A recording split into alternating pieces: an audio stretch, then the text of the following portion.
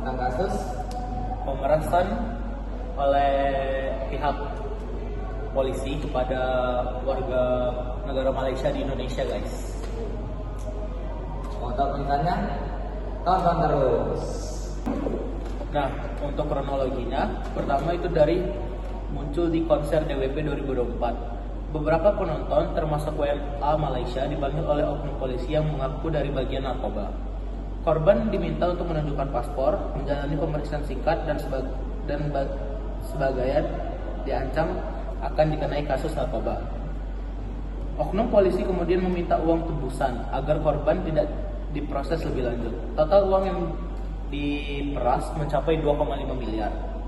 Laporan dan penindakan Propam setelah kasus terungkap, Propam Polri memeriksa puluhan anggota dan menyita uang hasil pemerasan.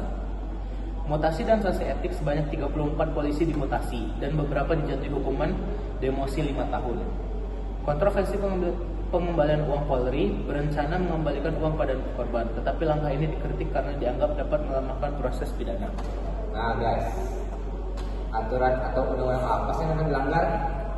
Tonton terus. Jadi, aturan atau undang-undang yang dilanggar adalah kasus pemerasan melanggar pasal 368 KUHP yang menyatakan bahwa siapapun yang dengan kekerasan atau ancaman kekerasan memaksa orang lain untuk memberikan sesuatu, membayar atau melakukan suatu tindakan dapat dipidana. Jika pemerasan dilakukan oleh lebih dari satu orang atau dengan ancaman tertentu, sanksinya dapat lebih berat. Jika dilakukan melalui media digital, dapat pula dikenakan UU ITE pasal 27 ayat 4 tentang pemerasan dan pengancaman secara elektronik. Yang kedua, bagaimana peranan undang-undang dalam kasus tersebut? Undang-undang berperan sebagai dasar hukum untuk menentukan unsur-unsur pemerasan, mengarahkan penyidik dalam proses pembuktian dan menjadi landasan bagi jaksa serta hakim untuk memberikan tuntutan dan putusan.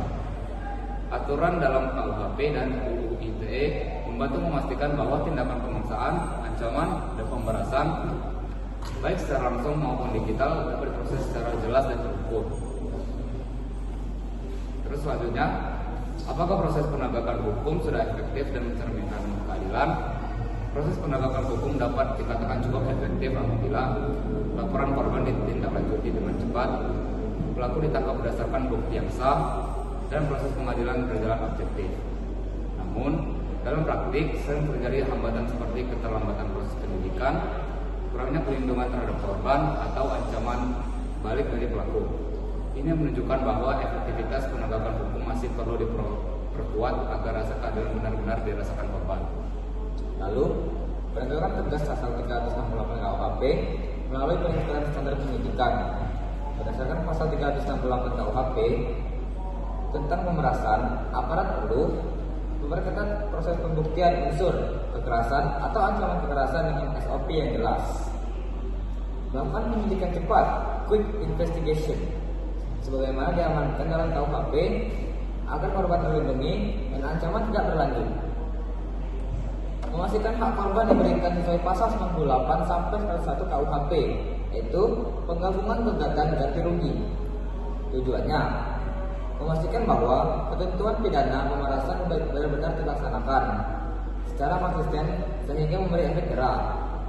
2. Optimalisasi penerapan pasal 27 ayat 4 UU ITE untuk pemerasan digital.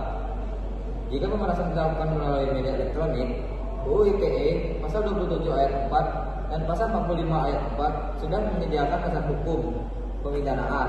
Rekomendasinya, meningkatkan kemampuan penyidik dalam digital forensik agar bukti elektronik dianggap sah dan sesuai pasal 5-6 UU ITE. Memperbanyak edukasi publik terkait penyimpanan bukti digital yang valid sebagai alat bukti elektronik yang setara dan bukti alat lain.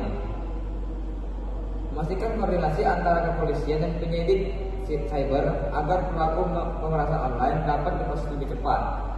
Lalu tujuannya memperkuat penegakan kasus hukum pemerasan yang terjadi melalui pesan online, media sosial, atau transaksi elektronik. Gitu guys. Jadi, menurut kalian gimana nih? Itu kasusnya termasuk parah nggak sih? Parah James.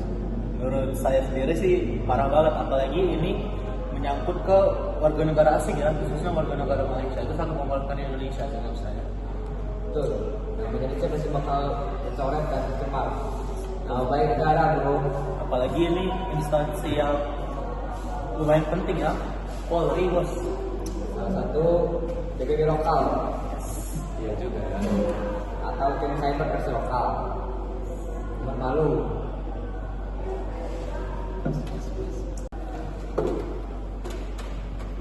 Oke teman-teman, sekian podcast dari kami bertiga. See you. Bye.